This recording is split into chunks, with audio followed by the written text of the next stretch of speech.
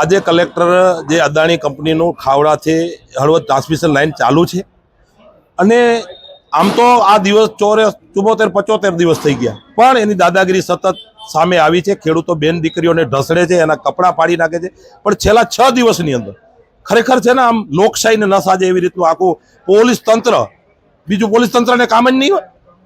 આમ તો કહીએ તો કે અમે પોલીસ ફ્રી નથી, ક્યાંક મર્ડર થઈ જાય તો 8 કલાક 12 કલાક રહીને પહોંચે છે, અને ખેડૂતોની બાબતમાં ખેતરોમાં તો તાત્કાલિક તમે પહોંચી જાઓ છો, ત્યારે તમારા કને બધી વ્યવસ્થા છે। આમ તો તમે એમ કહો છો કે મેકઅપ પૂરું નથી ને આ છે ને તે છે ને 17 બહાના કાઢો છો, જ્યારે તમારે અદાણીની વાત આવે એટલે મને એમ લાગે છે અદાણી સાથે કંઈક પેકેજ લઈ લીધું હોય આવું સ્પષ્ટ દેખાય છે।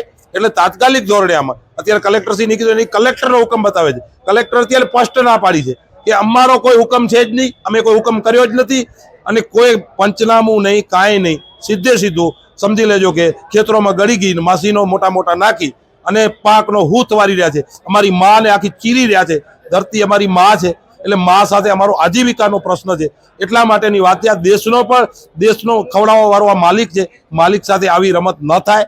અને નવસારીની અંદર જો કલેક્ટર હુકમ કરી શકતા હોય તો સમજી લેજો એ કચ્છમાં કેમ ન થાય? નવસારી ગુજરાતનો જ ભાગ છે, એટલે ચૂંટાયેલા પ્રતિનિધિને કહું છું કે તમારામાં દમ નથી, નવસારીમાં થઈ શકે તો તમે એ કેમ નથી કરાવી શકતા?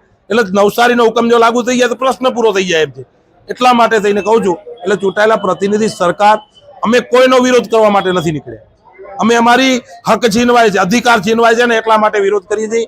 અને ગામડામાં બેઠેલો મારો કિસાન ભાઈ દરિદ્ર નારાયણ સાવ નાનો ને અભણ માણસ છે, એટલે એને ખબર નથી પડતી, એટલે અમારું સંગઠન છે એ ખેડૂતો માટેનું સંગઠન છે, આ રાષ્ટ્ર માટેનું સંગઠન છે, એટલે અમને ખોટી રીતે બદનામ કરવાનું નેતાઓ ભૂલી જાય, ખરેખર એનું કામ છે ને એ કરે એટલા પૂરતી વાત છે। એટલે તાત્કાલિક ધોરણે આમાં ઘટતું થાય એવી અમારી સ્પષ્ટ માંગણી છે, નહીં તો પછી ભોગવવા માટેની તૈયારી રાખે। અમે આવનારા દિવસોમાં વિવિધ કાર્યક્રમો આપવાના છીએ।